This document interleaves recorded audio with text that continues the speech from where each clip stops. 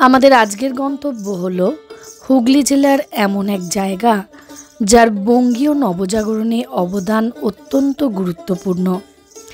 আমার আজকের এই ভিডিওটার মধ্যে দেখে নেব প্রাচীন ঘণ্টেশ্বর শিব মন্দির, 51 সতীপীঠের মধ্যে অন্যতম রত্নাবলী সতীপীঠ, আর 500 বছরের বেশি প্রাচীন গোপীনাথজিউ মন্দির। ট্রেন করে যেতে চাইলে হাওড়া তারকেশ্বর লোকালে তারকেশ্বর স্টেশনে নামতে হবে। তারকেশ্বর বাস স্ট্যান্ড থেকে ডিগ্রুইঘাট রুটের বাস ধরতে হবে। নামতে হবে রাজা রামমোহন রায় মহাবিদ্যালয় স্টপে। আর গাড়ি করে গেলে ডানকুনি, শিয়াখালা, চাপাডাঙ্গা রুটে খানাকুল পৌঁছতে পারবেন।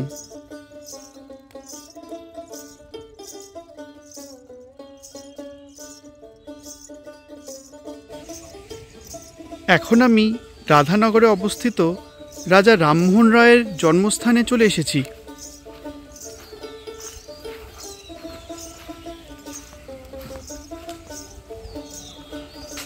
এটা হলো রাজা রামমোহন রায়ের বাবা রামকান্ত রায় তার আদি বাস্তবিটি। এখানে রামমোহন জন্মগ্রহণ করেছিলেন। এই গেট দিয়ে ঢুকেই বাঁদিকে শ্বেতপাথরের বেদিটি আছে, মাথায় একটি সেট তৈরি করা রয়েছে, ওইখানে রামমোহন জন্মগ্রহণ করেছেন। কোন দিকটা? এই যে গেট দিয়ে ঢুকে, শুধু সামনে সোজা গেট, এই গেট দিয়ে ঢুকে বাঁদিকে ওইদিকে শ্বেতপাথরের বেদি, ওই যে ওইটা এইটা ওকে, ওটা এইটা ওইদিকে। এই যে শ্বেতপাথরের বেদি, এটা হচ্ছে রামমোহনের বাবা রামকান্ত রায় আদি বাস্তুপীঠেরই একটি অংশ। এখানে একটি আগে আঁচুর ঘর ছিল, নষ্ট যাওয়ার পর শ্বেতপাথরের বেদি করে রাখা আছে, মাথায় একটি শেপ তৈরি করা হয়েছে মন্দিরে রাখার, ছোট্ট মন্দিরে রাখার। আচ্ছা, এটা হলো। আর রামমোহনের বাবা রামকান্ত রায় এখানে আসার পর তার পৈতৃক সম্পত্তি এখানে যা পেয়েছিলেন, রামকান্ত রায় ওরা 7 ভাই ছিলেন। রামমোহনের বাবা রামকান্ত রায় ওরা 7 ভাই ছিলেন। রামকান্ত, রামকিশোর, গৌরী, নরহরি, বিষ্ণু, রামরাম, 7 ভাই। তা উনি দেখলেন যে রাধানগরে যে সম্পত্তি উনি পাচ্ছেন ভাগে, তা মাত্র 1 বিঘে। তাই দেখলেন এইটুকু জায়গায় বাস করা যায় না। তাই এখান থেকে আবার 1.5 কিলোমিটার দূরে রঘুনাথপুর নাঙ্গলপাড়া গ্রামে, এখান থেকে 1.5 কিলোমিটার দূর, ওইখানে আলাদা একটি বাড়ি করলেন। 100 বিঘে জমি কিনে বিশাল ইমারত তৈরি করলেন। রাজাদের বসবাসের বাড়ি, পুকুর, পুষ্করিণী, ন্যায় ব্যবস্থা, সেরেস্তা, যাবতীয় কিছু করেছিলেন। বিশাল এলাকায় আম বাগান এবং গাছগাছালি করে সুদৃশ্য একটা পরিবেশ তখন তৈরি হয়েছিল।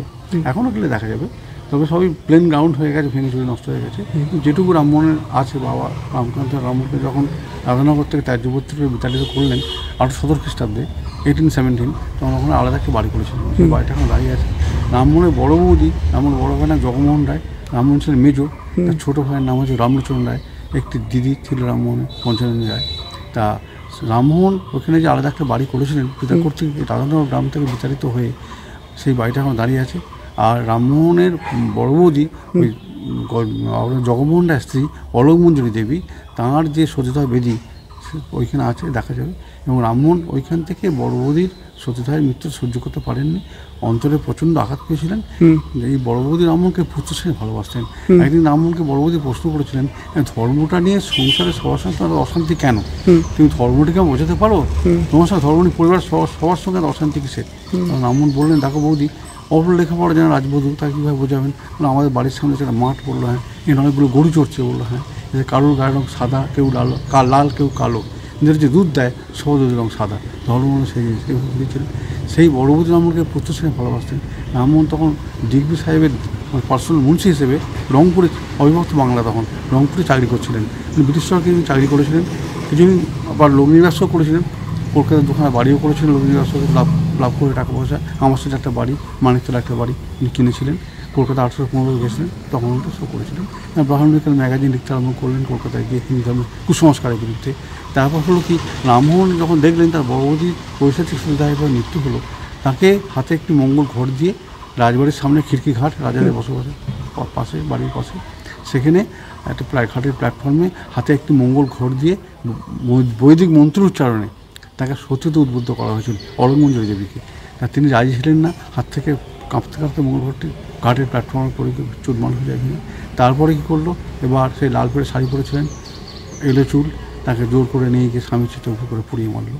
এইটা রামমোহন সহ্য করতে পারেননি। তখন রংপুর থেকে যখন এখানে এসে পৌঁছালেন, তখন শেষ হয়ে গেছে।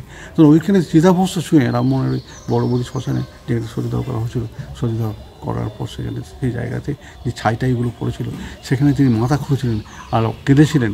আর বলেছিলেন এই কুপ্রথা সমাজের বুক থেকে উচ্ছেদ আমি করবই, নচেত আমার নাম রামমোহন রায় নয়।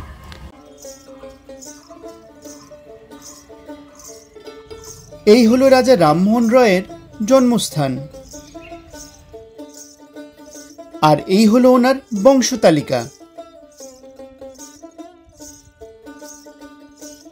জানতে পারলাম যে আশেপাশের অনেক স্কুলের স্কুল অথরিটিস ছাত্রছাত্রীদের এই রাজা রামমোহন রয় মেমোরিয়াল হলে এডুকেশনাল ট্যুরে নিয়ে আসে, আর তারই মধ্যে কেউ এই ক্যানভাস পেন্টিংকে ড্যামেজ করেছে। এটা হলো ব্রিস্টল, ইংল্যান্ডে রাজা রামমোহন রয়ের সমাধির রেপ্লিকা। আমাদের পরবর্তী গন্তব্য হল রঘুনাথপুর গ্রামে অবস্থিত রাজা রামমোহন রয় বসতবাটি পর্যটন কেন্দ্র।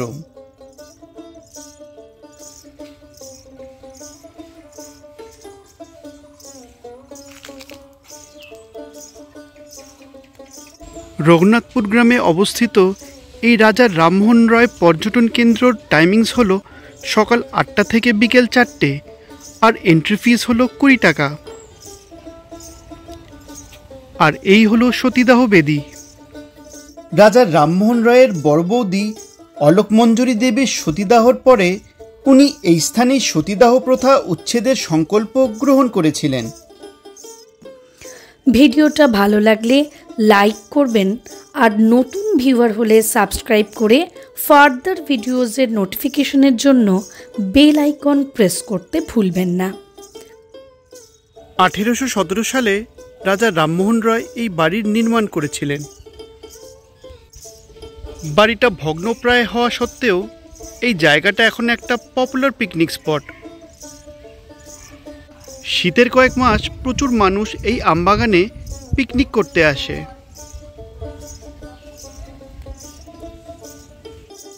রাজা রামমোহন রায়ের স্ত্রী উমাদেবী এই বাড়িতেই থাকতেন।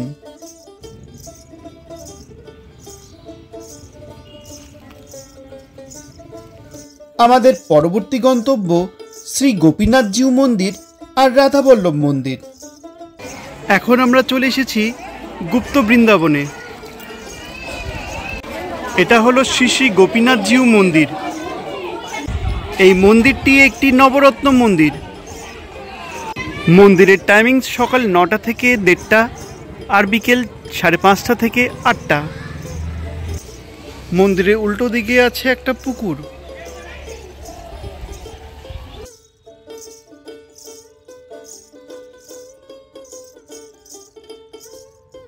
এই মন্দিরের নির্মাণ শ্রী অভিরাম গোস্বামী আর প্রতিষ্ঠান শ্রী চৈতন্য মহাপ্রভু করেছিলেন। আর প্রসাদ কুপন পেতে হলে আপনাকে সকাল 10টার মধ্যে আসতে হবে। কাছেই আছে রাধাবল্লভ মন্দির, যার কাহিনী আপনাদের জানা দরকার। পাশে রাধাবল্লভ মুর্শিদ গুল খান ঠাকুর, যাদবেন্দ্র সিংহ রায় চৌধুরী নবাবের দেওয়ান ছিলেন।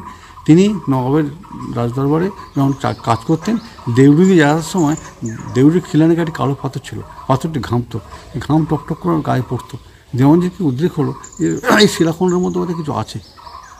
যখন তার অবসর গ্রহণের সময় হলো, মুর্শিদ গুল খান বললেন যে দেওয়ানজি, আপনার তো অবসর গ্রহণের সময় হয়ে গেল, আপনি তো এবার আমার রাজকার্য থেকে অবসর গ্রহণ করবেন, আপনাকে আমার শ্রেষ্ঠ উপহার দিতে চাই, আপনি কী চান বলুন।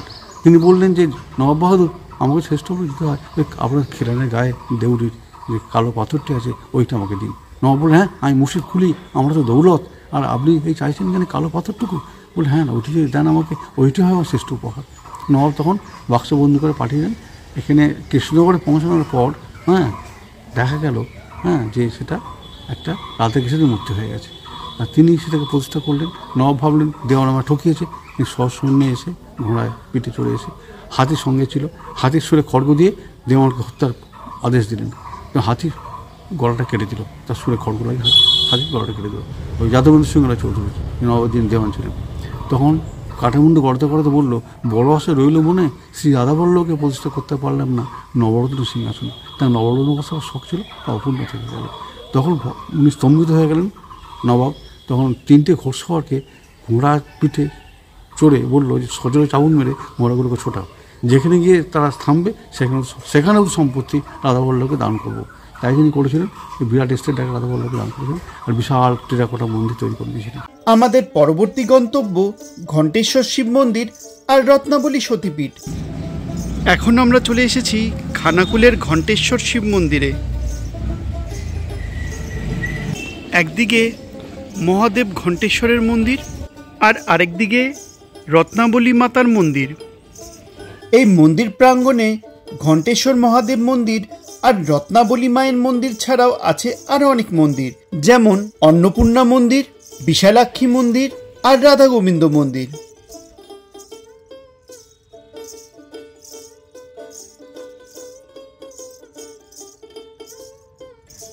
মন্দিরের টাইমিংস আপনি এখান থেকে দেখে নিতে পারেন। ঘণ্টেশ্বর মন্দির নির্মাণের পেছনে একটি পৌরাণিক কথা আছে। কথিত আছে পাশের গ্রামের বাসিন্দা বটুক কারকের গৌমাতা তার বাড়িতে দুধ না দিয়ে প্রতিদিন এইখানে এসে একটি শিমুল গাছের তলায় দুধ দিত।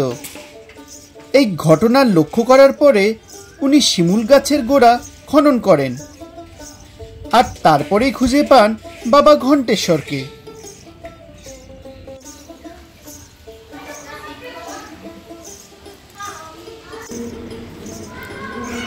ঘণ্টেশ্বর মহাদেব মন্দিরটা কত বছর পুরনো? 700 বেশি হবে আনুমানিক।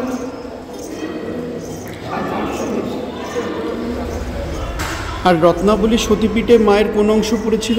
মায়ের দক্ষিণ কাল।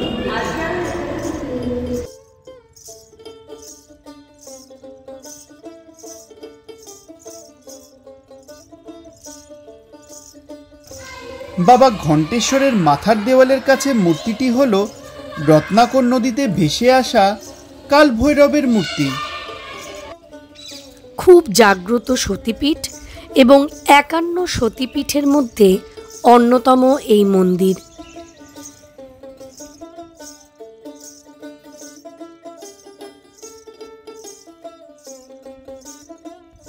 এইখানে মা দক্ষিণা শ্মশানকালী নামে কুমারী রূপে পূজিত হন, তাই মাকে শাঁকা সিঁদুর পরানো হয় না। ভিডিওটা ভালো লাগলে লাইক করবেন আর নতুন ভিউয়ার হলে সাবস্ক্রাইব করে ফার্দার ভিডিওজের নোটিফিকেশনের জন্য বেল আইকন প্রেস করতে ভুলবেন না।